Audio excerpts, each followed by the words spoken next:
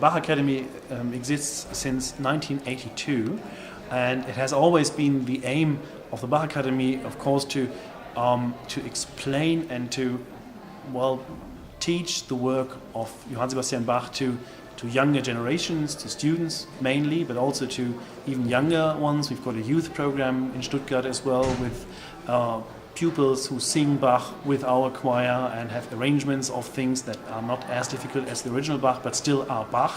So Bach Academy does not just mean to give concerts or we have our own orchestra, our own choir. We just changed to a Baroque orchestra and choir. It mainly means, of course, to teach academies. And to have this academy here in Tallinn at the Estonian Academy of Music and Theatre, for us it's a great gift because the choral tradition in Estonia is well known, it's very famous.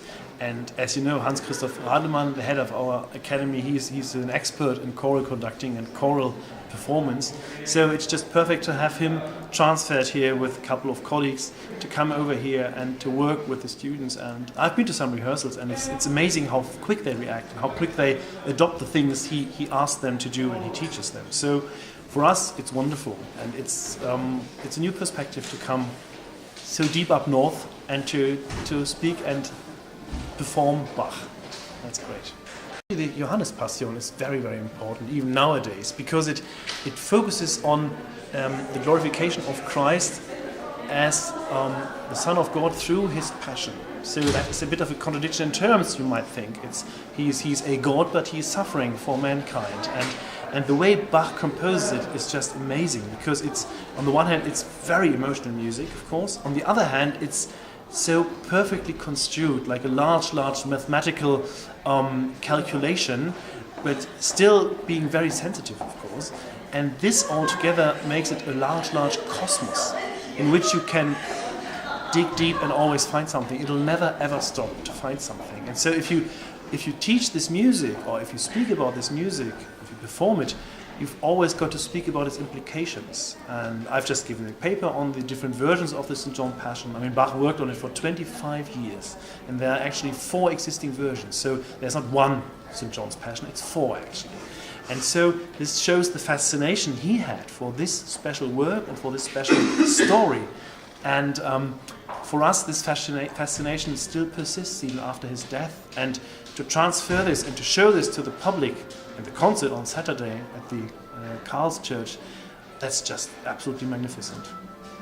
2 things possibly, which are also very, very important. First thing is, no matter which version you choose, or no matter what you want to do with the St. John's Passion, central is always the word, the text. And not just because it's a German text, but what Bach does with this text, what images he evokes in his music. And this is just amazing, because it's like a musical sermon in church, if you like, but much more vital and vivid.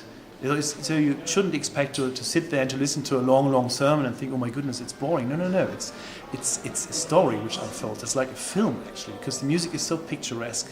For instance, if you have this aria, Erwäge wie sein blutgefärbter Rücken, after Jesus had been hit by a pilot and he's bleeding, and the music is played originally by 2 viola d'amore, sort of instruments of love, which show the love of Christ to mankind. He let all this happen because of the love of God to mankind. And in the later versions, which you will hear here in Tallinn as well, Bach had to replace these viola d'amore by 2 violins consordino with mutes, which still creates a very special velvety sound. And these things, just to name some of these details, show how carefully Bach set the words to music and how he thought of evoking pictures in the thoughts and the minds of his contemporaries. The other aspect is interpretation. 1970s until today. Of course, the interpretation has changed of this work. 1970s started also the so-called period instrument movement, which has influenced all of us a lot, of course. But at the same time, there were large symphonic orchestras, big choirs who did, with modern instruments, who did these passions, who performed these passions and made them a monument, which is also interesting if you have a large hall and everything, but the subtleties somehow get lost. And I think here we've got a compromise. We've got modern instruments, but we've got a small orchestra cast. We've got a rather smaller choir, so it's much more agile. And Hans-Christoph Rademann is someone who does lots of schütz and ancient music. So he really draws his experience from this and puts it on this Bach, on his Bach interpretation. So you've got a very agile, vivid, and very rhetorical Bach, if you like, which even more underlines the sometimes dramatic and drastic way of presenting the whole story in music.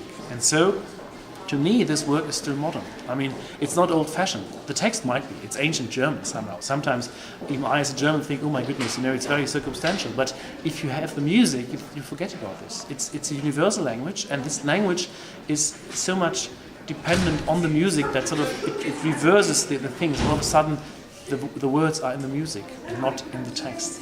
And I think this makes it a very, very special experience. And if you then have an interpretation like this with smaller forces and with an emphasis on rhetoric, then all of a sudden the music speaks to you and makes it the work of our time.